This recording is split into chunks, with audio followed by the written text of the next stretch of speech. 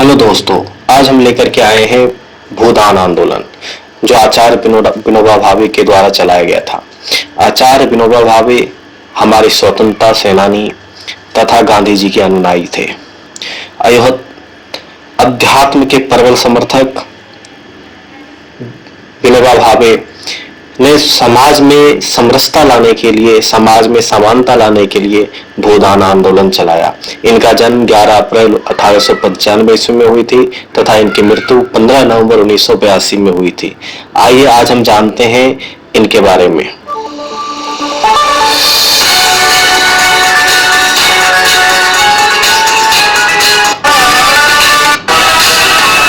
देश में किसानों की दशा अत्यंत दयनीय थी। भूमिहीन कृषकों की दशा सुधारने के लिए आचार्य विनोबा भावे ने साल 1951 में आज ही के दिन भूदान और ग्रामदान आंदोलनों की शुरुआत की, जिससे भूमिहीन निर्धन किसान समाज की मुख्य धारा से जुड़कर गरिमामय जीवन यापन कर सके।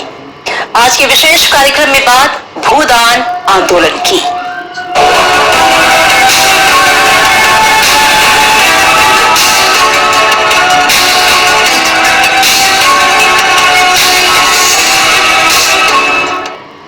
भूदान आंदोलन एक ऐसा जन अभियान जिसका मकसद भूमि वितरण में सुधार और भूमि के पुनर्वितरण के लिए स्वैच्छिक और सामाजिक कृषि दान के लिए आंदोलन था।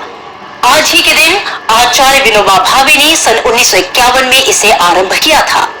भूदान आंदोलन सिर्फ भूमि का वितरण नहीं था, बल्कि एक प्रक्रिया थी जिसके तहत समाज के सभी वर्गों के हितों की रक्षा करना था।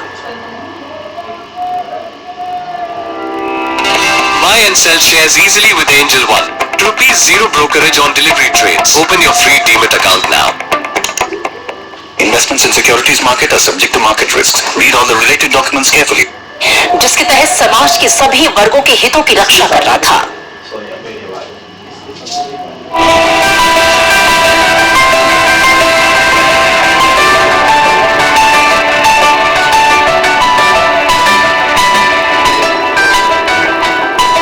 भूदान आंदोलन में 18 अप्रैल 1951 को आचार्य विनोबा भावे को जमीन का पहला दान मिला था। उन्हें यह जमीन तेलंगाना के पोचमपल्ली गांव में दान में मिली थी। यहीं से भूदान आंदोलन की शुरुआत हुई थी। आचार्य विनोबा भावे पद यात्राएं करते और गांव-गांव जाकर बड़े भूस्वामियों से अपनी जमीन का कम से कम छठा हिस्सा भूदान के रूप में भूमिहीन किसानों के बीच बांटने के लिए देने का अनुरोध करते थे। तब 5 करोड़ एकड़ जमीन दान में हासिल करने का लक्ष्य रखा गया था, जो भारत में 30 करोड़ एकड़ जोतने लायक जमीन का छठा हिस्सा था। आंदोलन के शुरुआती दिनों में विनोबा भावे ने तेलंगाना क्षेत्र के करीब 200 गांवों की यात्रा की थी। हैदराबाद के निजाम ने भी भूमिहीन किसानों के बीच फिर से वितरण के लिए इस आंदोलन की ओर अपनी व्यक्तिगत संपत्ति से 14,000 एकड़ जमीन दान की थी। इसके बाद आंदोलन उत्तर भारत में फैला। बिहार और उत्तर प्रदेश में इसका गहरा असर देखा गया था। उस वक्त प्रजा सोशलिस्ट पार्टी के नेता जयप्रकाश नारायण जैसे कई बड़े नेता भी 1953 में भूदान आंदोलन में शामिल हो गए थे। मार्च 1956 तक दान के रूप में 40 लाख एकड़ से भी अधिक जमीन बतौर दान मिल चुकी थी। 1955 तक आते आते आंदोलन ने एक नया रूप धारण किया। इसे ग्रामदान के रूप में पहचाना गया। इसका अर्थ था सारी भूमि गोपाल की। ग्रामदान वाले गांवों की सारी भूमि सामूहिक स्वामित्व की मानी गई, जिसमें पूरे गांव के लोगों का बराबर का अधिकार था।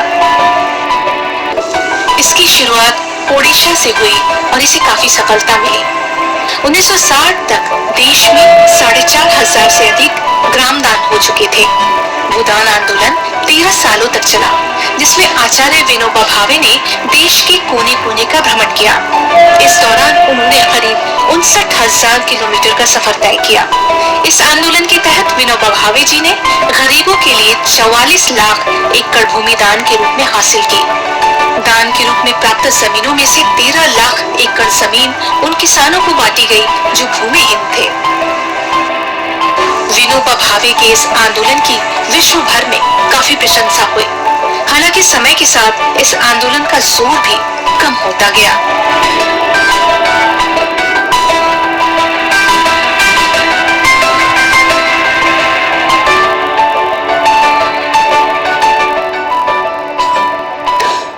आचार्य विनोबा भावे भारत के स्वतंत्रता संग्राम सेनानी, सामाजिक कार्यकर्ता तथा प्रसिद्ध गांधीवादी नेता थे। उनका मूल नाम विनायक नरहरि भावे था। उन्हें भारत का राष्ट्रीय अध्यापक और महात्मा गांधी का आध्यात्मिक उत्तराधिकारी समझा जाता है।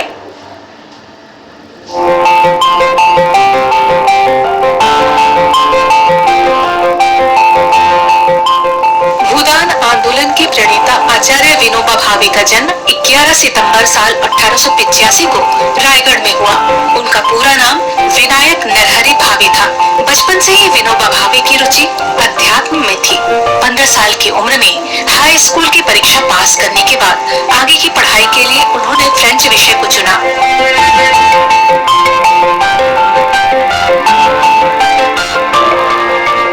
विनोबा भावे महात्मा गांधी के सिद्धांतों और विचारों से काफी प्रभावित थे। उन्होंने महात्मा गांधी को अपना राजनीतिक और आध्यात्मिक गुरु बनाने का फैसला लिया।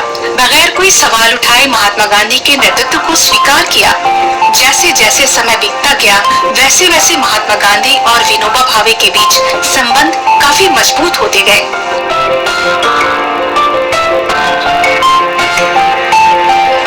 8 अप्रैल साल 1921 को विनोबा भावे महाराष्ट्र के वर्धा गए। महात्मा गांधी ने उनको यहाँ गांधी आश्रम का प्रभार संभालने का निर्देश दिया। वर्धा में रहने के दौरान उन्होंने मराठी मासिक पत्रिका महाराष्ट्र धर्म निकाली। इस पत्रिका में निबंध और उपनिषद होते थे।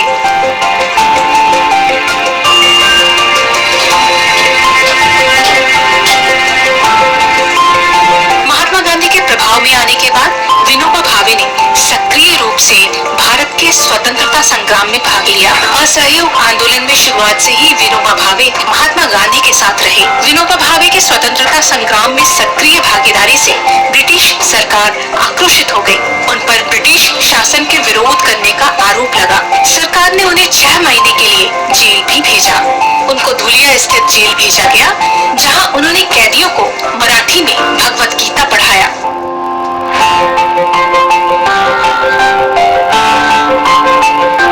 विनोबा भावे 1940 तक एक गुमनाम स्वतंत्रता सेनानी के रूप में रहे, लेकिन साल 1940 में महात्मा गांधी ने उनका परिचय संपूर्ण राष्ट्र से कराया। महात्मा गांधी ने पत्र लिखकर देश को बताया कि विनोबा भावे देश के अग्रणी स्वतंत्रता सेनानी है।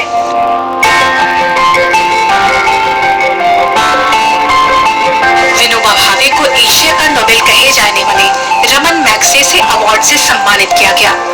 साल 1957 से रमन मैग्सेसे अवार्ड दिया जा रहा है। अवार्ड के शुरुआती साल के अगले साल ही विनोबा भावे को सामाजिक कार्यों के लिए यह सम्मान मिला।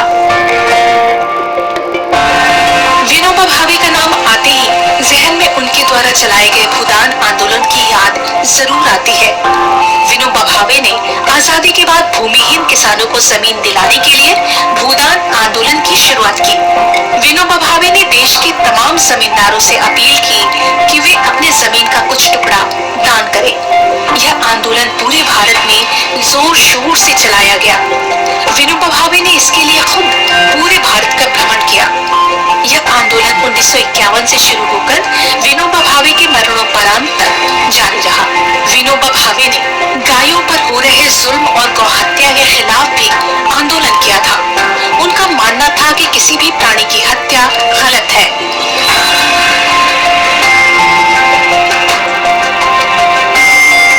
नवंबर साल 1982 में विनोबा भावे गंभीर रूप से बीमार पड़े। उन्होंने अपने जीवन को त्यागने का फैसला किया। उन्होंने अपने जीवन के अंतिम दिनों में खाना और दवा लेने से इनकार कर दिया। 15 नवंबर साल 1982 को उनका देहांत हो गया।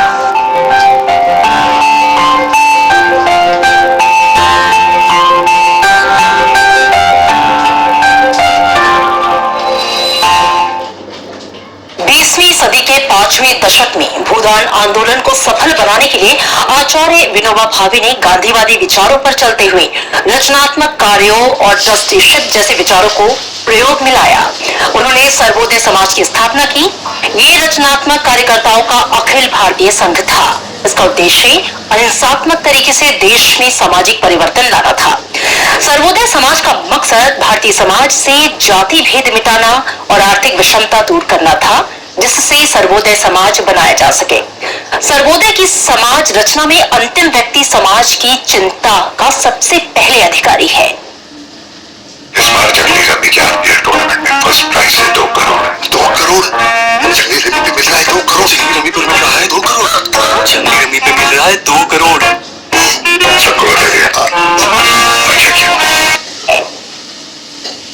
आचार्य विनोबा भावे जी ने कहा कि सर्वोदय का अर्थ सर्व सेवा के माध्यम से सभी प्राणियों की उन्नति करना है, जिसकी झलक हम भूदान आंदोलन में देख सकते हैं। सर्वोदय समाज गांधी की कल्पनाओं का समाज था, जिसके केंद्र में भारतीय ग्राम व्यवस्था थी। सभी जीव के लिए बराबर संभाव और प्रत्येक व्यक्ति के प्रति सहानुभूति ही सर्वोदय का मार्ग है। आचार्य विनोबा भावे सर्वोदय के जरिए ऐसे वर्ग विहीन, जाति विहीन और शोषण मुक्त समाज की स्थापना करना चाहते थे, जिसमें प्रत्येक व्यक्ति और समूह को अपने सर्वांगीण विकास का साधन और अवसर मिल सके। विनोबा भावे कहते थे कि सर्वोदय को सफल बनाने के लिए जाति भेद मिटाना होगा और आर्थिक विषमता दूर करनी होगी। इनको मिटाने से ही सर्वोदय समाज बनेगा। वो कहते थे कि सर्वोदय ऐसी समाज रचना चाहता है जिसमें वर्ण, वर्ग, धर्म, जाति, भाषा आदि के आधार पर किसी समुदाय का ना तो अपमान हो, ना बहिष्कार हो। सर्वोदय की समाज रचना ऐसी होनी चाहिए जो सभी के निर्माण और सभी की शक्ति से सभी के हित में चले, जिसमें कम या अधिक शारीरिक सामर्थ्य के लोगों को समाज का संरक्षण समान रूप से हासिल हो सके और सभी इक्विटेबल वेजेस के हकदार माने जाए। सर्वोदय समाज के लक्ष्य में पारिश्रमिक की समानता, प्रतिस्पर्धा का अभाव और साधन शुद्धि पर जोर दिया गया था। इसके अलावा आनुवंशिक संस्कारों से लाभ उठाने के लिए ट्रस्टीशिप की योजना की वकालत की गई। उनका मानना था कि संपत्ति की विषमता कृत्रिम व्यवस्था के कारण पैदा हुई है, इसलिए शरीर, बुद्धि और संपत्ति इन तीनों में जो जिसके पास हो उसे यही समझना चाहिए कि उस सबके हित के लिए ही मिला है। यही ट्रस्टीशिप का भाव है। अपनी शक्ति और संपत्ति का ट्रस्टी के नाते ही मनुष्य मात्र के हित के लिए प्रयोग करना चाहिए। सर्वोदय सत्ता और संपत्ति का विकेंद्रीकरण चाहता है, जिससे शोषण और दमन से बचा जा सके। केंद्रीकृत औद्योगिकरण के इस युग में तो ये और भी ज्यादा आवश्यक हो गया है। और इसी के साथ